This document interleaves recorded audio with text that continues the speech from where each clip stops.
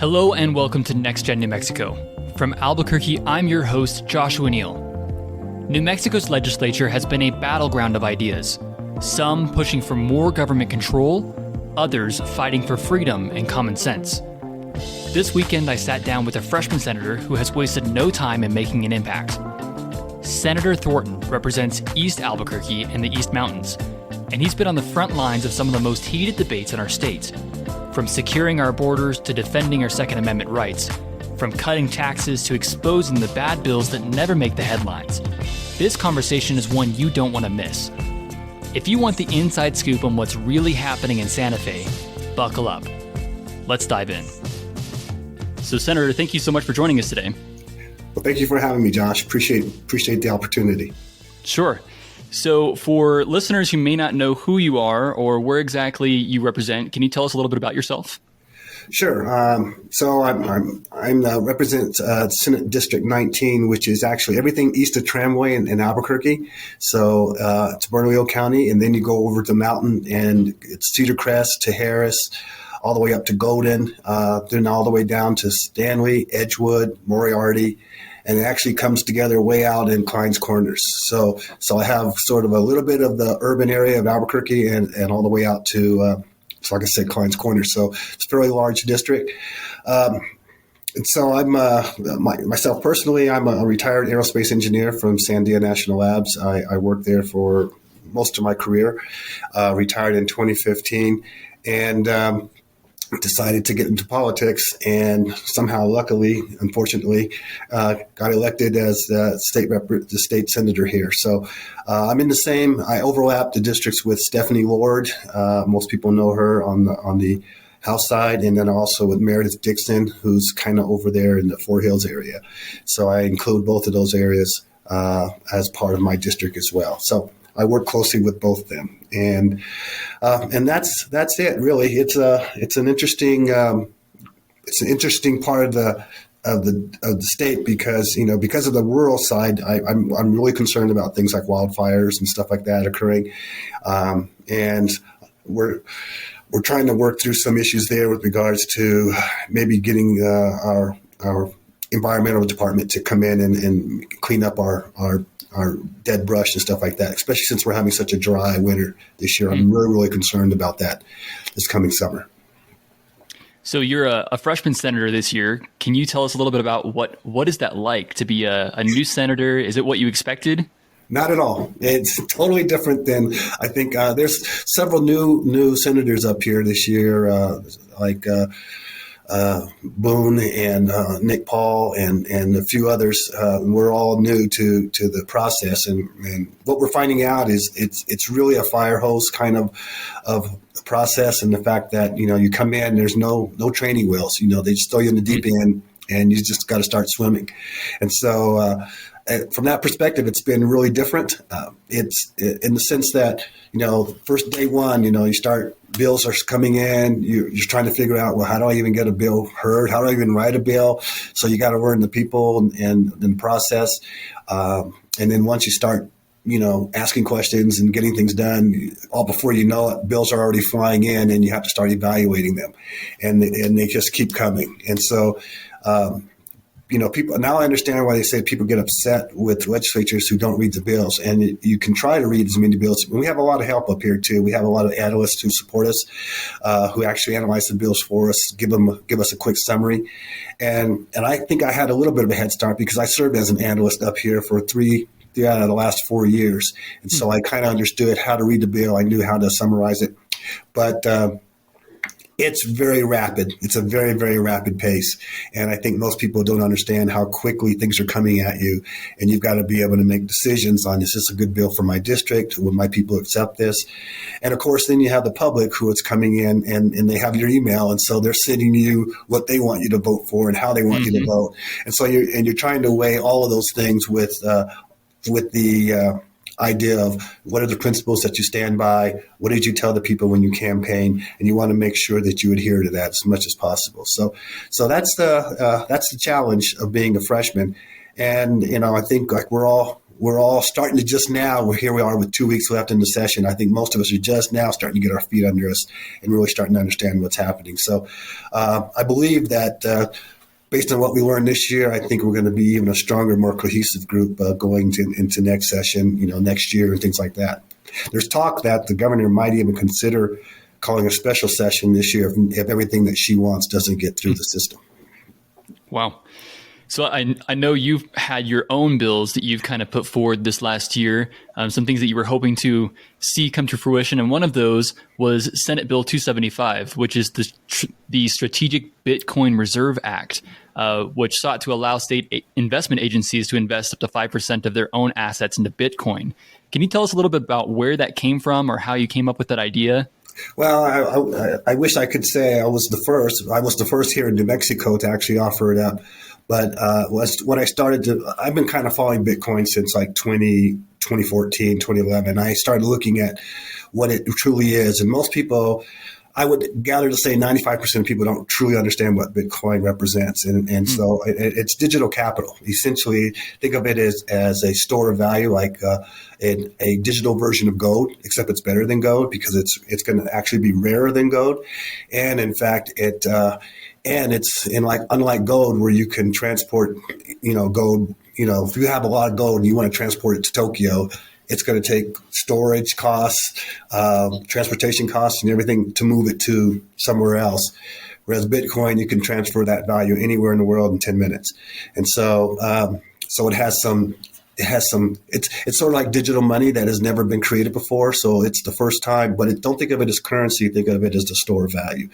And I believe over the long term, anyone who's ever held on to Bitcoin for 4 years or more has never lost a dime. In fact, it's gained and done very well. It is very volatile, but it's a volatility that continually goes up. And so over the long term, if you hold Bitcoin for the long term, and so I felt it would be a good thing for our state to invest some of it up its permanent funds. We have several different trust funds, if you will, rainy day funds to put money away over the long term. In fact, New Mexico is either second or third in the nation in terms of how much permanent fund money we have. It's over $43 billion. Wow. And so my sense was if we could put a little bit of that allocation into Bitcoin over the long term, it will actually improve our performance and maintain our store of value and actually beat inflation over time. And so that was the rationale behind it. I did submit it to the tax committee, and that was the first committee I went to.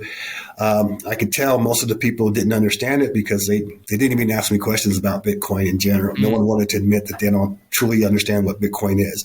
And so it actually just failed the committee 5-4. And so I barely missed out on getting it through to the next committee.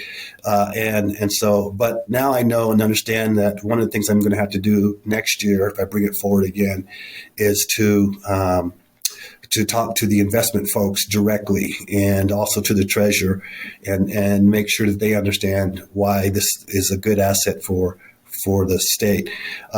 What people don't also understand is that next year, or actually right now, I think there's 24 different states who have introduced legislation to purchase Bitcoin.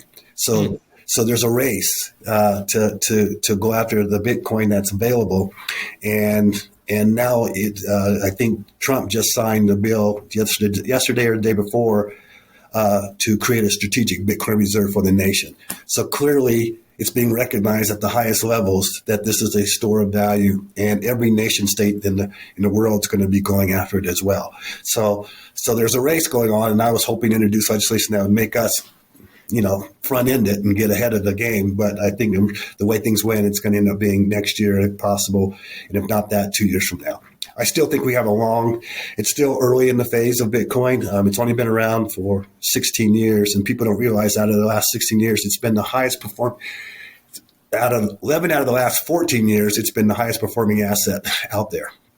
More than equities, more than bonds, more than any stock. And so given that it's risen so well, so high, it's already a $2 trillion asset in terms of what it's worth. It will probably be catching gold, which is about an $18 trillion asset. So it's probably going to replace gold as a monetary asset probably in the next 4 to 5 years, which would make each Bitcoin worth about $1 million each. So I mean, right now it's around $85,000, $90,000 per Bitcoin. So if we buy now, get in early, I think we're going to do well as a state, and that was the intent behind it. But again, we got held in committee, got stopped, and lesson learned, and I'll try it again next year. So what do you think some of the concerns that other people have about Bitcoin might be? Like, what might prevent them from wanting to vote yes for this? Well, I think part of it is they don't really understand it. And one of the pushbacks was that, because I tried to get it not only there, I also tried to get it into the state's retirement funds, like the Education Retirement Board and the other retirement board for employees of the state. And they basically said no one can tell them how to invest the money. So the fact that I was even saying it wasn't even a mandate, it was saying you could buy up to 5%. Well, they were saying, well, you can't tell me what to do, and that's in the Constitution of New Mexico. So I basically pulled that part out. But it was basically not a mandate. It was saying, here's an opportunity that you might want to consider. And I was trying to get the State Investment Council. So I'm going to hopefully brief them over the summer this year and give them an update to do like a little Bitcoin 101 class so that they understand what it is, or at least give them a kind of an overview of what it is. And then hopefully next year, they claim they are allowed to do it anyway. They don't need my permission. Yeah. The problem is they're not investing in it. And so I'm trying to encourage them to do that. That's the goal. So the other one that I submitted, and it was shot down, and I believe in rules, was I tried to create an Office of Border Security, and this was basically create a border czar similar to what Texas has. They had a border czar that basically whose job was to integrate with local law enforcement, state law enforcement, and federal officials, which would be ICE and Custom and Border Patrol, to basically integrate their efforts that they're all talking to one another. And the czar was going to be responsible for that integration. And it was a small office. I was only asking for $1.5 million for 4 years, so that they could support Trump's efforts to secure the border at New Mexico. So right now, Texas is working really hard to secure their borders, and we know New Mexico's done nothing to my knowledge. And that was one of the things that we wanted to help with. And of course, the pushback from the committee was, well, that's not our responsibility. That's a federal responsibility. And I said, well, this is not an enforcement office. This is a integration and information office, basically sort of an office where this person would work with these folks. They're not doing the enforcement. They're just collating the information, helping with meetings. It's more of like I said, an integration and an information office, kind of a hotline of what's happening on the border, so that the governor herself would be aware of what's going on at the border. Yeah. Because we know for a fact that fentanyl is coming through. We also know for a fact that they're doing human trafficking. And we have 180 miles of open border with Mexico. And so, and given the fact that Trump has declared the cartels as terrorist organizations, that means there's probably going to be intelligence operations going back and forth across the border. So our folks, we need to know what federal folks are doing, even though we have no control over it. She should be aware of what's happening on our border, and if there's some kind of intelligence operations, or maybe possibly even a military operation that may be coming from our side to Mexico to take out certain cartels. Yeah, you would think she would want to be aware of that. So that was the intent, and that didn't happen either. That got shot down in committee, and again, probably a freshman mistake. I didn't even go to the governor to talk to her about it, because the first question they asked me was, have you talked to the governor? And no, I have not. Would she be interested in something like this? And she said, but you're trying to create an office in her office, because this border person would be reporting out of her office. It wasn't going to be an executive out of the office. So, but again, freshman learning, understanding how the system works, and we'll see kind of where it stands next year. I kind of had a feeling, but if I were to walk into our office and say, here's something I'm suggesting, a small office that help coordinate, ICE activities, help coordinate Customs and Border Patrol, and working with our local and state law enforcement to make sure that, we're doing everything we can to support them. It's clear that I probably would have thrown me out of the office, but, maybe next year I'll give it a try. Yeah. Well, I think it is a great idea. I mean, just having the knowledge of what is happening within our state, so that nothing happens under our noses without us knowing about it. It just seems like if something is happening in our state, us being a border state, we would want to know about it, and we would want it to be done on our terms. So I totally think it's a great idea. Yeah, well, that was the intent. So, so let's see. There's a bunch of others that we're doing. I have another bill that hasn't been heard yet, and I'm got put on two committees. I'm on the Judiciary Committee, which is all lawyer stuff, and I'm also on the Education Committee. And so I have a bill that I've submitted and it hasn't been heard yet in our committee. It was called School Teachers On-Site Protection Act. And all it was is a simple bill that says that if a teacher or administrator already has a concealed carry license, that they should be allowed to come on to school.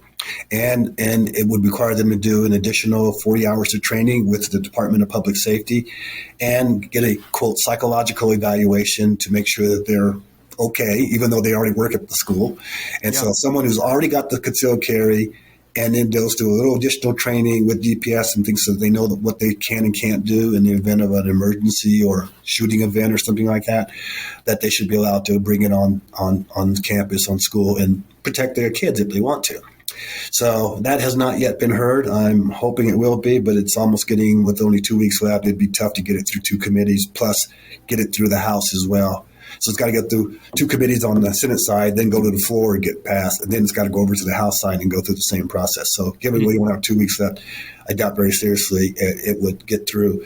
But that was another common sense sort of thing. And it was not a requirement. It was not a mandate. It was saying those are teachers who already have concealed carry license to be able to bring them on school. And, in the event of an emergency, they can protect the kids. And it's a lot faster than waiting 5 to 10 minutes for law enforcement to show up. So, sure. Because 5 to 10 minutes can make a big difference. It can. And it's a lot better than sitting there as, just sitting ducks, waiting for somebody to get there. Exactly. So you and I see that. I mean, common sense, right? But apparently there's a lot of people who are anti-gun. Speaking of which, we just had a bill last night in Judiciary. It's called it was 279. It's called the Gas-Operated Semi-Automatic Firearm Exclusion Act.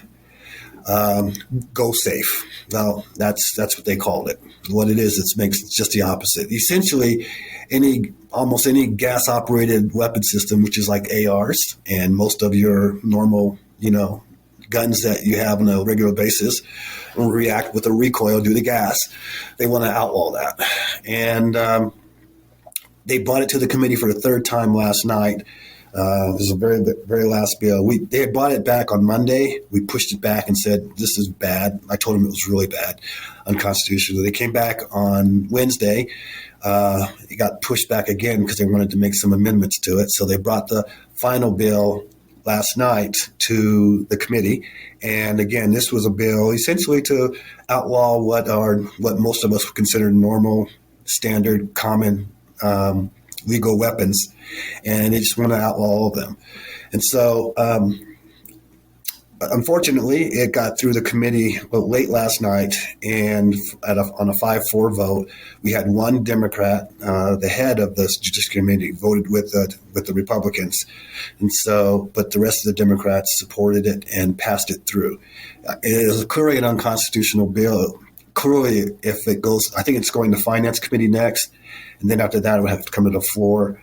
And then, of course, if it gets through the floor, it has to go over to the House side. So it may almost be too late for it to get through, hopefully.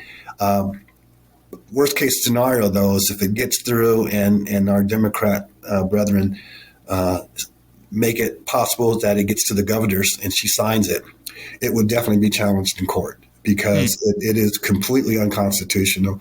And then we'll be spending millions of dollars fighting it in court, which is a waste of taxpayers' money, because it shouldn't have even gotten through our committee, to be honest with you. But that's where we are. Those are the things that are going on right now. And people need to understand that there's a lot of folks up here who are on the progressive side of and don't understand why people use guns. I made the very clear point yesterday that, these are, they have to call them assault weapons. I said, I don't have a single assault weapon in my arsenal of guns that I own. And I said, but every one of them is a defensive weapon. And so I have no intention of assaulting anybody with my guns. And I said, there are a lot of people who have guns because they enjoy the sports of it. There are a lot of people who are hunters and they enjoy their guns and sometimes just like to go out and just shoot them. And they're not assaulting anybody. And all of a sudden you're going to make them all of a sudden criminals because of just the fact that they own a gun. So, and because most of the guns that they were outlawing are in common use, which is the Supreme Court versus Heller. I guess it was the Heller case where it basically said that Supreme Court said basically you cannot outlaw guns that are common use. And AR-15 is probably one of the most in common use guns in America. So it will be challenged. And there were a lot of things about the bill that were questionable with respect to. They claim it's not having a registry for all your guns, but they're saying you have to certify your guns with the Attorney General and that you have to have your papers with you. And anytime you're carrying your gun, it's sort of like if you keep it on your home property, you're fine. But if you go outside your home property with your gun, you better have your papers with you or else now you're going to be a criminal. They were also going to limit magazine to about 10 rounds per magazine. Well, that's a problem because most magazines for, standard 9mm could be like, 12, 17 rounds. And so now you've got to replace it with another magazine. So there are things like that were in this bill that were also problematic. But the main thing in my mind was the fact that the Attorney General they weren't giving us a list of guns that we're going to outlaw. They were going to leave that up to the Attorney General, who was going to, based on the descriptions that are in the bill, they were going to then define which guns you can and can't keep. Like you could keep a shotgun. You could keep, it has 2 barrels with 2 things. You can keep like a little Derringer because it has like 2 shots in it. You can, things like that, but nothing that does like semi-automatic recoil. So it's a very odd bill, and they're doing everything they can with semantics to try to do everything they can to outlaw guns. So it's not just outlawing the sale of those weapons, but also ownership of the weapons as well? Exactly. And so what is the penalty if you are caught with one of those weapons? Well, I think they're talking about making it like a 4th-degree felony, which is, wow. It's not a misdemeanor. It'd be a 4th-degree felony. And so, and again, I didn't even get that far into the details of it because we kind of wanted to, we just thought this is ridiculous. And why are we even discussing this? But, I think my other 2 senators on the judiciary, Senator Brantley, Crystal Brantley, she did a very good job of defending the Constitution and even read the Constitution to them, saying, "What part of this don't you understand?" Yeah. And then Nick Paul, who's a new senator, a freshman senator like myself, he was on the other side of me, and he gave them asked them several questions about why is this constitutional? How can you defend that? The truth is they can't, and they're clearly trying to ban guns generally, and it's just their feeling that they think things would be safer when there's no evidence to the fact that says with no guns in society are going to be safer. All you're doing is allowing criminals to have guns and the law-abiding citizens not to be able to defend themselves, and so it's a philosophical difference of opinion. And I basically told him last night, I said, don't even worry where you're going to have a zero violent world is when we're in heaven. And I said, if you're a believer, that's where you know it's going to happen. But it's not going to happen here on earth. And so, but they still believe that they can make their utopia here on earth, and it's never going to happen. But that's the fight we're on. Yeah. Well, I know a lot of people are probably concerned with mass shootings. They talk about things like Sandy Hook or the horrible shooting we had several years ago in Las Vegas at that concert. And that's probably the reason why they say that they want these gun bans. So, but what is your response to that? Well, that's exactly the reason. I mean, they say they act like that, but they think of there's probably over 400, 500 million guns in America. And so you have a bad apple that uses that gun. And so that's why I'm saying you're not going to be able to prevent that. If they didn't have a gun, you'd think they'd come in with an axe or a knife, or we see people killing people every day with cars and stuff. I mean, it's not the gun. It's the individual who has a mental problem. It's either they have issues, right? And so you don't blame it on the inanimate object, because you can kill somebody with a screwdriver or hammer or anything else. So it's really not the object; it's the person. And so put the blame back on the person and not on the object. And so that's how I respond to that. And I also respond that if in each one of those cases, if this, like this bill I just talked about, the school teacher on site had been available, we may not have had 20 deaths. We may have only had 2 or 3. And so it would have minimized the potential harm that this person could come in and cause. Because what you're doing is, in an event like that, anyway, what do? You call a good guy with a gun. You're calling the police. You're calling law enforcement to come in here and take care of the threat.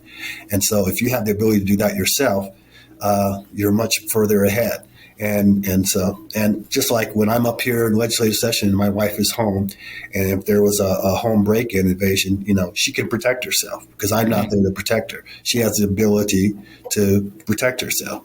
She's gone through the training. She understands how to use the gun, and she keeps one nearby in the event something were to happen when I'm not there. But, and women are a disadvantage. And so this is a way to equalize that threat. And so when I say I don't have an assault weapon, I think it's a true statement. I think most people, I thought we could outlaw crime, which most of it is illegal, but people do it anyway. Sometimes you have to mitigate the threat with the only means you have possible. And so that's kind of how I respond to people who say, well, we wouldn't have these mass murders. No, they're going to find some way. If that's in their heart and in their head, they're going to find some way to hurt somebody else if that's what their intent is. And so the gun is not the issue. So I think another bill that we are really tracking this legislative session is the Paid Family Medical Leave Act, which passed the House, and I think it's on its way to the Senate. Have you heard anything about that bill?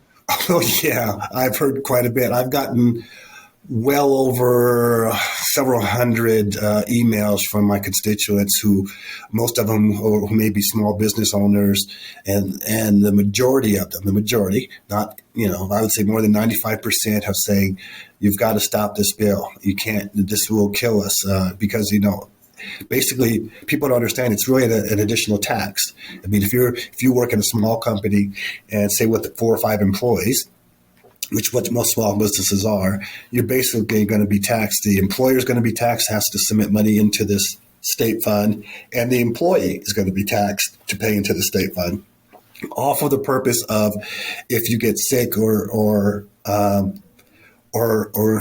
injured or whatever and have to be off work for a while. I haven't read the bill all the way through, but my understanding is there's a certain amount of time, it's 6 weeks or 12 weeks or whatever, that you have to pay. You have to pay this person while they're not working, or this fund that you're paying into will pay that person while they're not working. But that's going to now be an additional tax. And then while this person's not working, a small business, that could be a significant part of their workforce. If you only have 4 or 5 people there and all of a sudden one's gone, you've got to replace this person because and now you got to still pay into the fund, and now pay a new person who doesn't really know the job, who comes in for a short period of time. So it really doesn't help. Small businesses can't afford this, and they're basically saying that. And they're saying, if this happens, I'm going to either have to lay people off because I can't afford to be paying their medical, into the fund. They're going to hate it because it's going to take money out of their individual accounts as well. And so it's just a poorly written bill. But it also, my understanding is, and I haven't read the bill, but my understanding is they're not even putting enough money in it to support the fund. In other words, it's going to be underfunded the first year, which means they're going to have to raise rates even more second, third, and fourth years. So it's going to be an even higher and higher tax as time goes on. Wow. Or they're going to come back to the state and ask for much more money to support it. Either way, people are going to get taxed on it. And so it's kind of a underhanded way to get, universal health care kind of thing. And so it won't work, but logic doesn't seem to work up here in Santa Fe. And, so we're going to be fighting it, and hopefully we can delay it. But it's on a fast track as far as the Democrats are concerned, and they want to get it through both houses and then get it in front of the governor so she can sign it. And it'll have a devastating effect on small businesses. So that's what we're in for. So is that in committee right now? Has it already passed committee? No, I don't know which committee it's going to. I would assume that it's going to come to either judiciary eventually, and so it will probably come to my committee at some point. But right now it hasn't been scheduled, so I don't know where else it's going first. So but it's got to go through two committees, and then it's got to get to the floor. And I can guarantee you that we will fight really hard to try to kill it before. Hopefully won't go through. But again, we're outnumbered. So if people want to change in Santa Fe, if people want to change in New Mexico, they're going to have to vote out their current representatives and the senators who are supporting these kinds of things. And I don't think people understand that. It seems like New Mexico, like I said, I'm on the education committee. We're 50th in education. And we actually did recently pass a good bill. It's called the science of reading. And because, as you know, our proficiency levels here in New Mexico were very, very, very low. We're at, and I have the statistics somewhere, but we're like 38% graduate in proficiency in reading. We're like only 23% in math, and again, like 33% or so in science. Jeez. So no, that's bad. I mean, we're 50th in the nation, and so I'm going, well, what the heck are we doing here? And so we had one bill where we're actually going to change the way teachers teach reading, and it's called the science of reading. And apparently, it's based on real good research. It got through the Senate, and then it went over to the House. And my understanding is that the House killed it in committee, and so it won't come out. And so in others, we're still back to the status quo.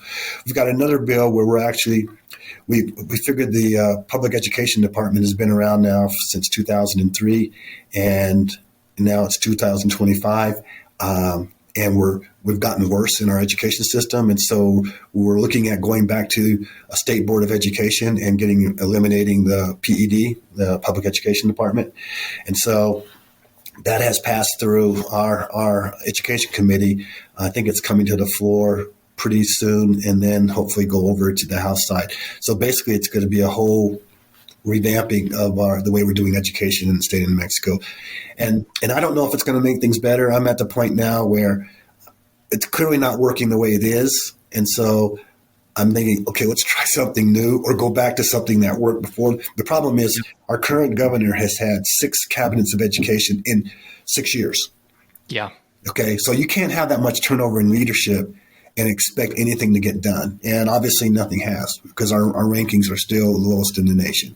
So there's something going on there that's not working. And so if we can get back to a state board of education where it's kind of independent of the politics, and we have some long-term leadership that understands what they're trying to do and they can work together, and we'd still have our charter schools, we'd still have most of the things we have in place now, but we get out of this leadership changeover and maybe have some continuity that might help us get off being on the bottom of the floor in terms of education. So those are things that are going through right now. And like I said, I hope that one gets through as well. So we'll see. But those are the kinds of things that I'm experiencing right now. So is that the bill where they're wanting to dissolve the Secretary of Education and instead have like a superintendent of education? Exactly. That one. Okay. That's the exact one. So like I said, it got through our education committee, and I don't think I've heard it on the floor yet. So, it's hard to say. There's so many things going through that. I can tell you, it keeps coming. And so it's a lot happening at one time. Yeah. Well, is there anything else that you think that voters just absolutely need to know about right now? Well, I think you hit on the big one is the gun bill. We got to see where that goes. I think they need to watch it, and it's called Senate Bill 279. And you already hit on the paid family medical leave. I think those are the two biggest ones that will impact most people in New Mexico right away. There's another bill that every Republican has signed up to. Jay Block and myself, we put together what's called a citizen income tax return bill. Basically, because this is the other thing that people don't understand. Everybody says New Mexico is poor. Well, we've had a $3.5 billion surplus this year. And of course, our legislatures are storing it away, putting it in different places, trying to spend more money on things that nobody really wants.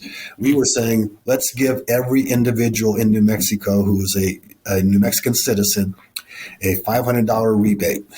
So if you have a family of 4, you'll get a $2,000 check at the end of the year, And that's surplus money that has already been. So basically, it's returning back some of the money that we've already taken from you. And we wanted to do it like right around Christmas time, so people could either use it for Christmas or use it to prepare for taxes or whatever. But it'd be a $500 check for every individual in New Mexico, and that includes even babies. And so